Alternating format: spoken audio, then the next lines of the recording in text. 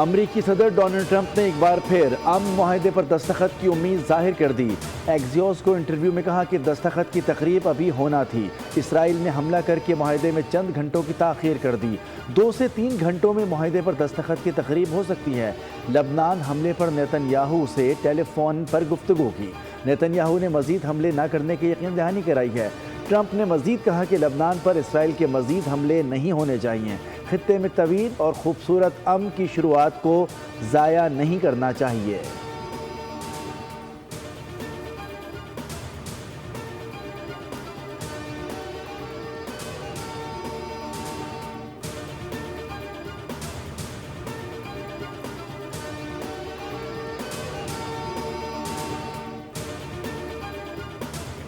ایرانی قومی سلامتی کونسل نے مذاکرات کے عمل کو جاری رکھنے کی منظوری دے دی۔ ایرانی صدر مسعود پزشکیان نے قومی سلامتی کونسل کے فیصلے کی توثیق کر دی۔ ایرانی صدر نے کہا کہ اگر ہم اتحاد پر یقین رکھتے ہیں تو ہمیں اپنے اقدامات کو سلامتی کونسل کے فیصلوں کے تابع کرنا ہوگا۔ ملک کی یکجہتی کے لیے سلامتی کونسل کے فیصلوں پر عمل درآمد ناگزیر ہے۔ سب کو سپریم لیڈر مجتبیٰ خامنہئی کی رائے پر مبنی فیصلوں کی پاسداری کرنی چاہیے۔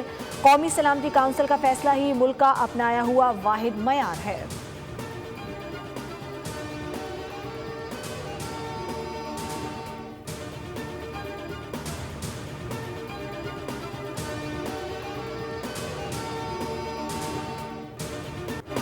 ایران یورینیم افزودگی محدود کرنے پر آمادہ۔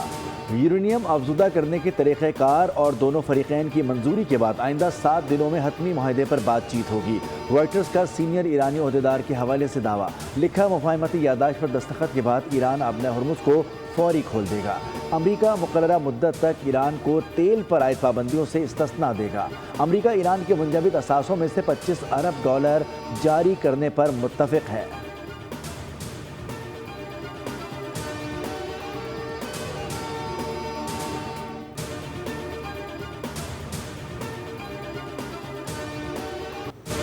امریکی صدر اپنی سالگرہ پر معاہدے پر دستخط کی تقریب منعقد کرنا چاہتے تھے، جس کا مقصد خود کی تشہیر کرنا تھا۔ پاسداران انقلاب کے مطابق ایران امریکی ٹائم لائن سے بھی متفق نہیں۔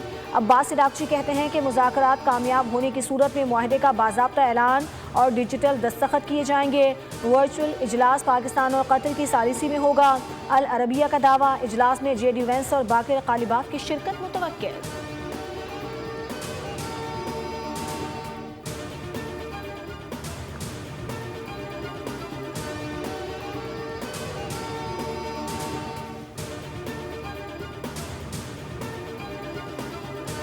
جنگ بندی کے باوجود لبنان میں اسرائیلی جارحیت جاری۔ جنوبی لبنان پر حملوں میں ٹاؤن میئر سمیت 3 افراد شہید، متعدد زخمی ہو گئے۔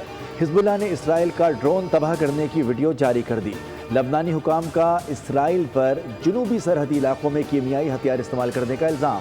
اقوام متحدہ کی سلامتی کونسل میں شکایت دائر، کہا حملوں میں 3 لبنانی فوجی بھی شہید ہوئے۔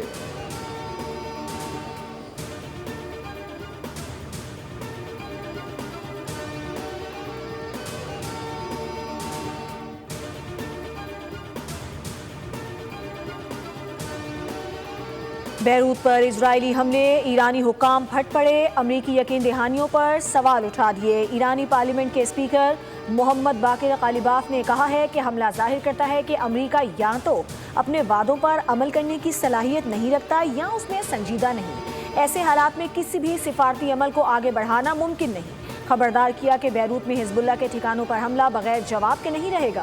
ایرانی فوج کے جوائنٹ کمانڈنٹ جعفر اسدی نے کارروائی کو اسرائیل کی ایک نئی اشتعال انگیزی قرار دیا۔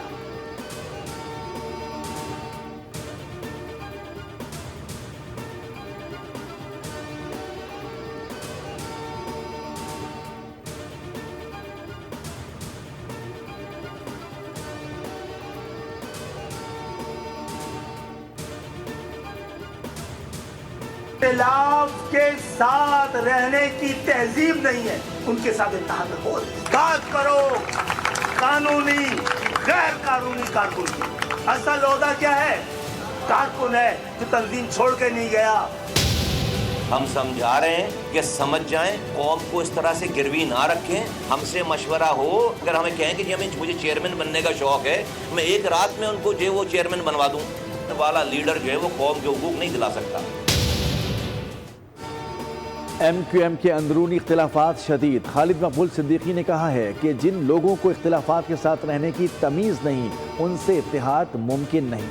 ایم کیو ایم کے کارکنان پریشان ہیں، جو جبر سے نہیں ڈرے وہ کسی کے غلاموں سے نہیں ڈریں گے۔ دوسری جانب مصطفیٰ کمال کا موجودہ اور سابق سربراہ پر پھر برس پڑے۔ کراچی میں میڈیا سے بات چیت، بولے پارٹی کا سربراہ ایکسٹینشن مانگ رہا ہے۔ الیکشن کمیشن کہتا ہے کہ انٹرا پارٹی انتخابات کراؤ، چیئرمین بننا ہے تو ہمیں بتائیں، ایک شام میں بنا دیں گے۔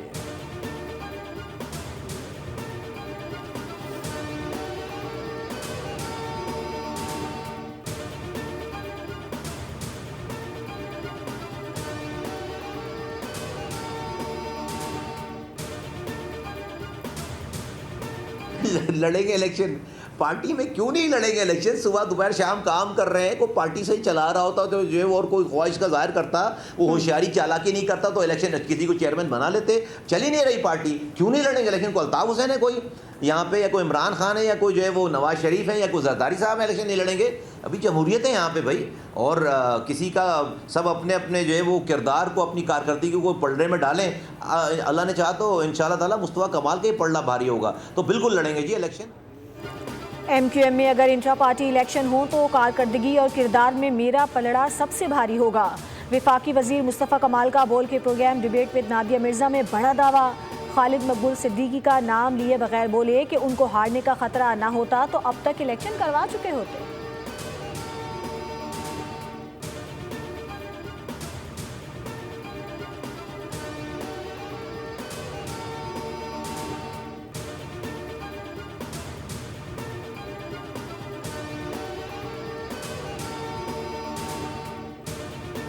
ایم کیو ایم اور پی پی بھی آمنے سامنے۔ خالد مقبول صدیقی کے سندھ حکومت پر تاک کر وار۔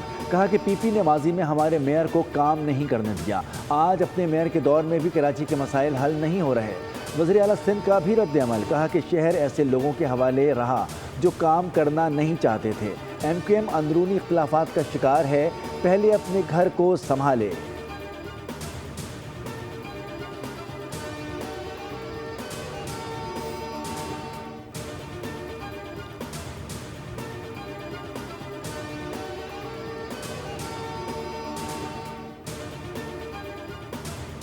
اعظم کہہ رہے تھے کہ جیسے ہی گنجائش پیدا ہوگی ہم آپ کو ریلیف دیں گے۔ آج وہ وقت آ چکا ہے کہ پاکستان کے عوام کو ایک ریلیف پہ مبنی بجٹ دیا گیا ہے اور ہر طبقے کو اس کے اندر گنجائش پیدا کر کے ان کی ڈیمانڈز کو پورا کیا گیا ہے۔ یہ آغاز ہے ایک ایسی گروتھ کا جس سے ہم انشاءاللہ تعالیٰ ایک ایسی اکانومی بنیں گے کہ پوری دنیا دیکھے گی۔ بجٹ میں تنخواہ دار طبقے کو ریلیف دیا گیا، مثبت اقدامات کی تعریف ہونی چاہیے۔ وزیر اطلاعات عطا تارڑ کا قومی اسمبلی میں اظہار خیال، کہا 50,000 روپے تک تنخواہ لینے والوں پر کوئی ٹیکس نہیں، 1 لاکھ روپے تک آمدن پر صرف 1% ٹیکس عائد کیا گیا۔ حکومتی اقدامات سے مہنگائی سنگل ڈیجٹ پر آ چکی ہے، ترسیلات زر نے ریکارڈ قائم کیا، معیشت استحکام کی جانب گامزن ہے۔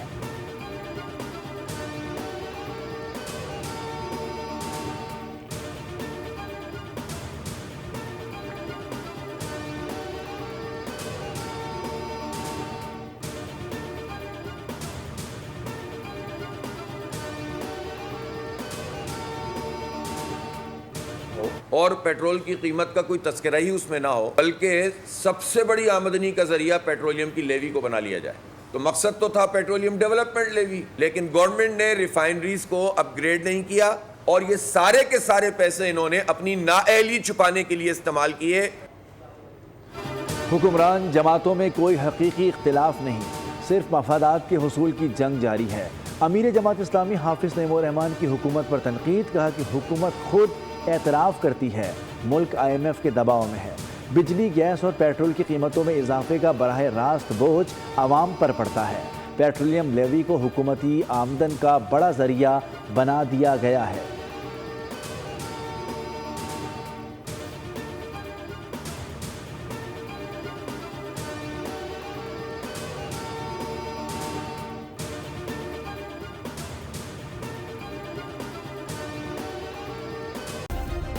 سبسکرائب کریں اور بیل دبائیں تاکہ کوئی خبر رہ نہ جائے۔